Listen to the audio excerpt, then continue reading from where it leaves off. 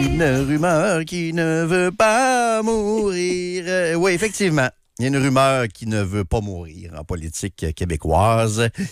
Et c'est peut-être un amour qui ne veut pas mourir non plus, peut-être. Là. C'est peut-être un amour là, qui ne veut pas mourir dans le même sens de quelqu'un qu'on a aimé et qu'on aimerait voir revenir. La rumeur qui ne veut pas mourir, OK, je vais en parler une fois aujourd'hui, là, puis il n'y aura pas de suivi plus tard dans l'émission. Je pense pas en parler demain non plus. Si jamais elle se confirme, c'est sûr qu'on va en reparler, mais j'en parle une fois aujourd'hui. Et j'en parle parce qu'il y a des gens crédibles qui m'ont encore parlé de ça cette semaine, OK? Puis une des raisons pourquoi je vais en parler juste une fois, c'est que le principal intéressé, il aime vraiment pas ça quand on parle de ça. Il déteste ça. Ça l'indispose. Il l'a dit à plusieurs personnes, puis je peux le comprendre parce qu'il travaille dans un autre domaine. Fait que de se faire dire qu'il pourrait remplacer François Legault, il aime pas ça. Il est tanné de n'entendre parler. Puis il dit toujours non, ça n'arrivera pas. OK?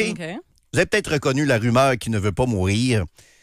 Et la rumeur qui ne veut pas mourir, c'est Mario Dumont qui remplacerait François Legault. OK? Puis je sais que cet hiver, ça a commencé à circuler. OK? Il y a un animateur là, chez lui là, qui travaille dans son sous-sol là, qui a commencé à parler de ça. Puis rapidement, Mario Dumont a démenti en disant que c'était n'importe quoi, puis ça n'a pas de sens, puis c'est ici, puis c'est ça. OK.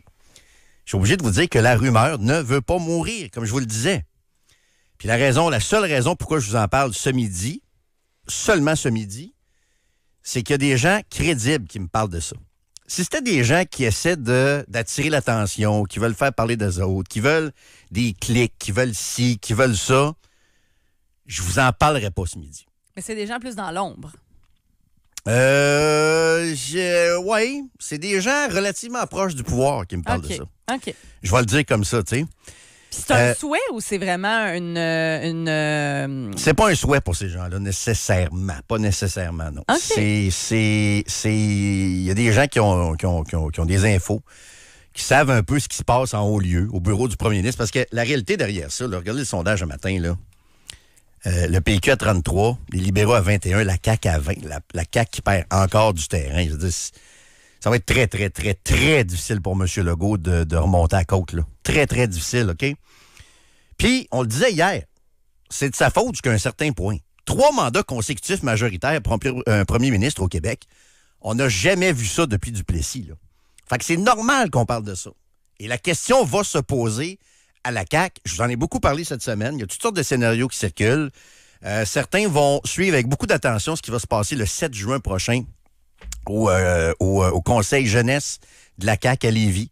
Est-ce que M. Legault pourrait tenter de faire une annonce comme quoi il va terminer son mandat, mais ne se représentera pas au poste de premier ministre en 2026? Certains pensent ça, qu'il va rester là, mais qu'il va laisser le parti s'organiser, il va continuer de gouverner le Québec et qu'il va continuer d'occuper ce poste-là et qu'il y aura éventuellement un chef ou un nouveau chef qui va prendre sa place. OK? Il y a ce scénario-là.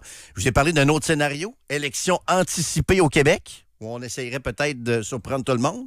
Élection qui pourrait être déclenchée en août pour avoir lieu avant les élections municipales, donc quelque part à l'automne au Québec. Ça, c'est sur la table aussi, me disent certaines sources.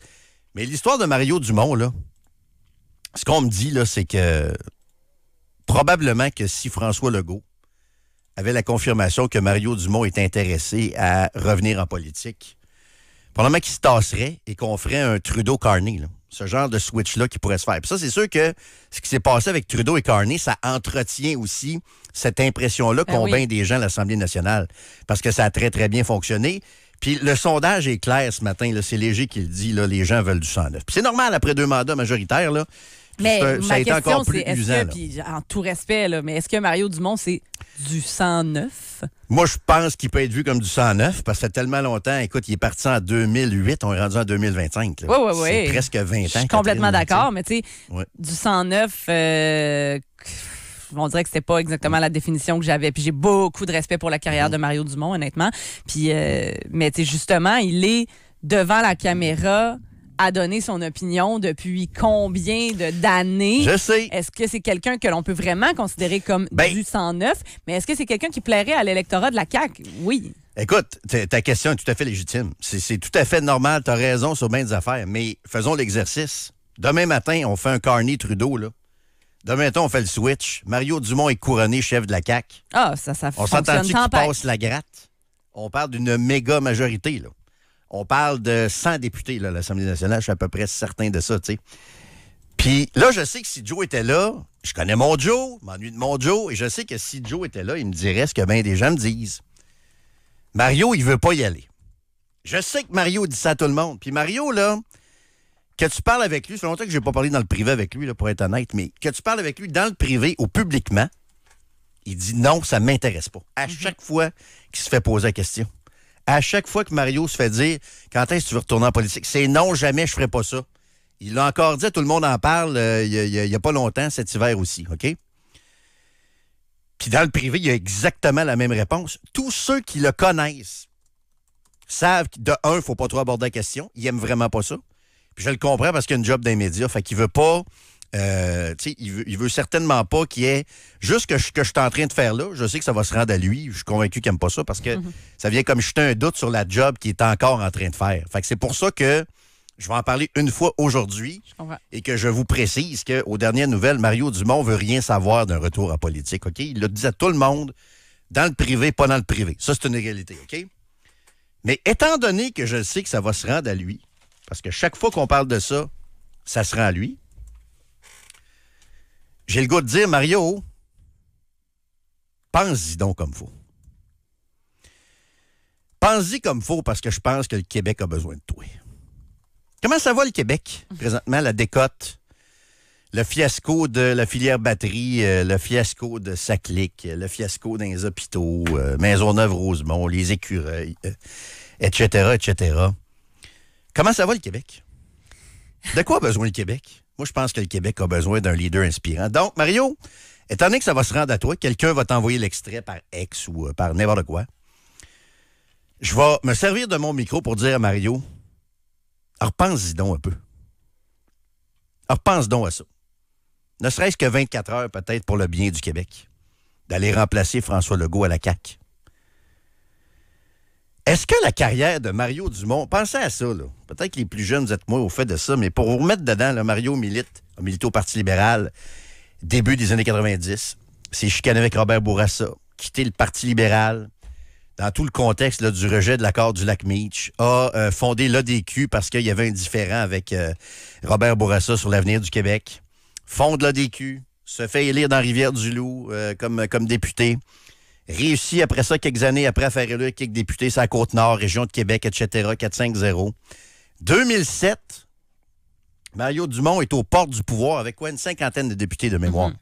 Opposition officielle, 7 députés de moins que Jean Charest qui a un gouvernement minoritaire. Là, on pense qu'il est sur le bord d'arriver.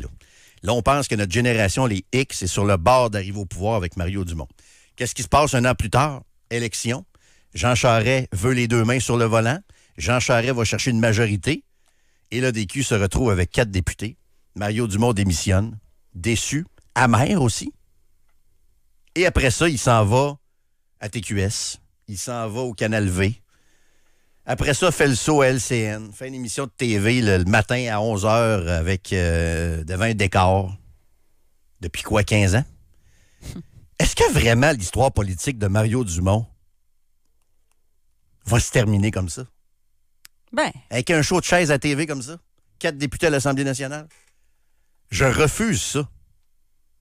Je refuse ça, ça se peut pas. Je comprends, mais tu sais. Mario Dumont a bien trop de talent pour finir sa carrière politique comme ça, en faisant un show que mais en même temps, mon oncle, ma tante écoute le matin à LCN. Voyons, Kat. Imagines-tu comment il est payé, il a un horaire stable, il est grand-papa. Tu sais, dans sa vie personnelle, je m'excuse, là, mais ça doit pas faire pitié, là. Il doit être très confortable. Les enfants sont partis de la maison majoritairement. Sa femme elle brille un peu partout. Ça va bien. Les deux, l'argent rentre à plein tuyau. Puis, comment ça va la télé traditionnelle, TVA en général? Ben, je suis pas sûre que ça va si bien que ça, Non. mais je suis pas mal sûre que Marie-Claude Barrette et Mario Dumont, là, ça fait pas pitié, là, leurs conditions. Là. Ben justement, mais que, si ça fait... pense-y, là, t'es grand-papa, les enfants sont partis, ta femme puis toi, ça va bien, Justement. les chèques de paie rentrent de manière stable. Les chèques de paye, si ça fait 10 ans que tu gagnes presque 1 million par année, Bon, je comprends que tu peux te dire mon Voyons, argent est fait, Kat. mais... Il y a ça dans le sang, la politique. Je Oui, peux pas oui. croire qu'il va finir sa vie à faire un show que les matantes, les mononcles écoutent le matin quand tout le monde travaille. Voyons! Ouais. Ça se peut pas! On l'écoute, nous Je autres crois pas aussi. ça, j'accepte pas ça. Nous autres aussi, on Je l'écoute. l'écoute Gérard. parce que je l'aime, Mario. Nous autres, on n'a pas des vrais jobs. On n'est pas Non. dans le jus. Nous autres, on se prépare pour l'émission. Voyons, Mario, pense-y. Garde, j'en reviens pas. J'en reviens pas. Je suis. Tu vois, moi, je suis vraiment à l'inverse. Là. Ah oui? Moi, je suis plus en mode, fais pas ça. Non? Ah! Non, vas-y, Mario. Non, mais je serais derrière lui, là, C'est de lui dont le Québec a besoin. Je refuse que sa carrière politique se termine en queue de poisson comme elle s'est terminée Je en comprends. 2008. Je comprends. Ça se peut pas que ça Mais moi, finisse j'ai de envie même. de dire, profite de la vie, Mario. Fais pas ça. peut-être. Fais Ça va pas probablement être ça la réponse. Ça se peut que ça soit ça la réponse. Mais il y a des gens à la CAQ qui rêvent de voir Mario Dumont remplacer François comprends, Legault. là, je comprends La rumeur totalement. ne veut pas mourir, même si ça a été démenti 1000 fois. Je comprends totalement. Voilà. OK. Donc, puis c'est un clé en main parce que quelqu'un, François me demande au 25 de 26, explique-moi 2008. 2008, de mon souvenir, c'est que les gens ont constaté que l'équipe n'était pas prête à former le gouvernement. Ils n'ont pas été tellement performants dans l'opposition. Ça a été plus difficile. Là, il y a un clé en main, là. Là, tu arrives en politique comme Carney. C'est un clé en main comme Carney. Tu arrives, tu reviens en politique, tu as Sonia Lebel à côté de toi, tu as Éric Girard à côté de toi, tu as un Bernard Drinville à côté de toi, tu as toute cette équipe-là qui n'est pas parfaite, mais qui est expérimentée. Et tu changes l'histoire du Québec au complet. C'est la garantie de devenir premier ministre du Québec. C'est la garantie d'inscrire son nom dans l'histoire puis de boucler la boucle dans sa carrière politique. Il est 12h44.